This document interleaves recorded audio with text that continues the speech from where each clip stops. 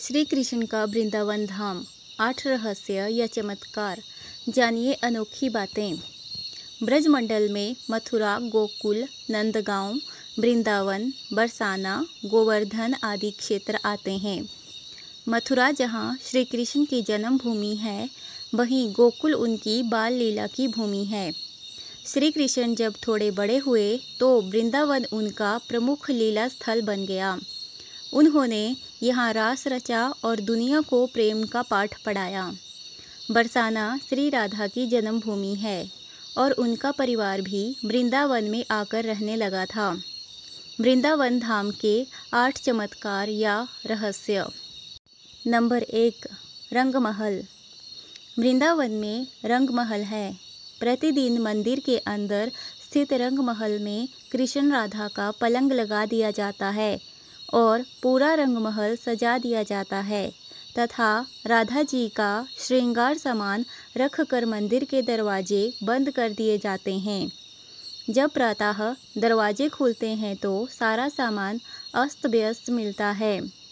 मान्यता है कि रात्रि में राधा कृष्ण आकर के इस सामान का उपयोग करते हैं। हालांकि शाम के बाद यह मंदिर बंद हो जाता है और यह भी कहा जाता है कि अगर यहाँ कोई छुपकर रास लीला देखता है तो वह अगले दिन पागल हो जाता है। नंबर 2, अपने आप बंद होता और खुलता मंदिर। वृंदावन में श्री कृष्ण का एक ऐसा मंदिर है जो अपने आप ही खुलता है और बंद भी अपने आप ही हो जाता है। नंबर 3, वृंदावन और तुलसी का रहस्य। वृंदा तुलसी को कहा जाता है। यहाँ तुलसी के पौधे अधिक हैं, इसीलिए इसे वृंदावन नाम दिया गया, यानी वृंदा तुलसी का वन। कहते हैं कि यहाँ तुलसी के 2 पौधे एक साथ लगे हैं। रात के समय जब राधा और कृष्ण रास रचाते हैं तो यही तुलसी के पौधे गोपियाँ बनकर उनके साथ नाचते हैं। इन तुलसी का एक भी पत्ता यहाँ से कोई नहीं ले जाता है। जिसने भी गुपचुप यह कार्य किया वह भारी आपदा का शिकार हो जाता है। नंबर 4, अजीब हैं पेड़। मंदिर के परिसर में उगने वाले पेड़ और निधि वन में उगने वाले पेड़ भी अजीब हैं।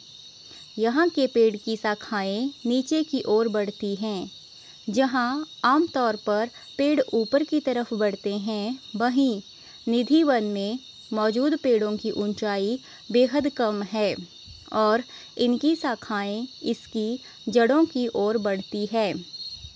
यहाँ पेड़ भी आपस में गुंथे हुए हैं, जो इस जगह को देखने में भी रहस्यमयी बनाती है। नंबर 5, मंदिर में करते हैं शयन। मंदिर में भगवान श्री कृष्ण रोज रात को खुद शयन करने आते हैं।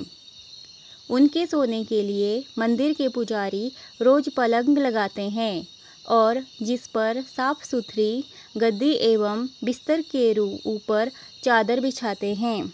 लेकिन कहते हैं कि जब मंदिर खुलता है तो उस बिस्तर की हालत देखकर सभी अचंभित हो जाते हैं, क्योंकि उसे देखकर लगता है कि यहाँ कोई सोया था। सबसे आश्चर्य की बात यह भी है कि यहाँ प्रतिदिन माखन मिश्री का प्रसाद चढ़ाया जाता है और जो बच जाता है उसे मंदिर में ही रख दिया जाता है। लेकिन सुबह तक वह प्रसाद भी समाप्त हो जाता है। आखिर कौन खा जाता होगा वह प्रसाद? रात में यहाँ कोई भी नहीं रुकता है। स्थानीय लोगों के अनुसार ऐसा वर्षों से होता आ रहा है। कुछ लोग इसे अंधविश्वास मानते हैं और कुछ लोग इसे श्री कृष्ण का चमत्कार। नंबर 6, घरों की खिड़कियां कर देते हैं बंद।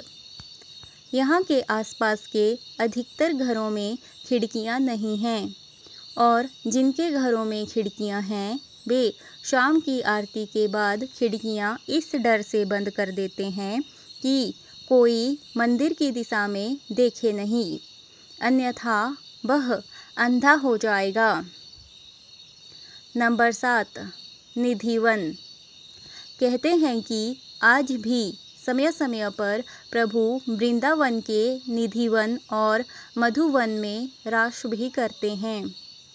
वहाँ के मंदिरों में भ्रमण भी करते हैं।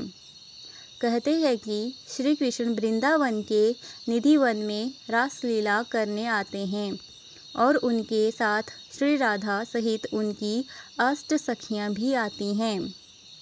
लोगों का मानना है कि यहाँ हर रात आरती के बाद श्री कृष्ण, राधा और उनकी गोपियाँ रास रचाते हैं।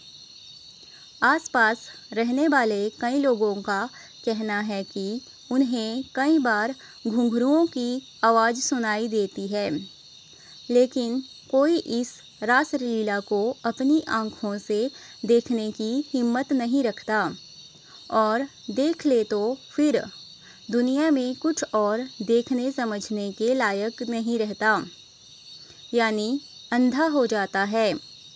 इसीलिए अब निधिवन के दरवाजे शाम 7 बजे बंद कर दिए जाते हैं। नंबर 8, हरिदास भक्त। वृंदावन के बांके बिहारी मंदिर से कई कथाएं जुड़ी हुई हैं। कहते हैं कि श्री हरिदास जी बांके बिहारी के सबसे बड़े भक्त थे, जिनकी भक्ति और चमत्कारों की कई कथाएं प्रचलित हैं। भगवान की भक्ति में डूबकर हरिदास जी जब भी गाने बैठते तो प्रभु में ही लीन हो जाते। इनकी भक्ति और गायन से रिझकर भगवान श्री कृष्ण इनके सामने आ जाते थे। राधे राधे। जय श्री कृष्णा।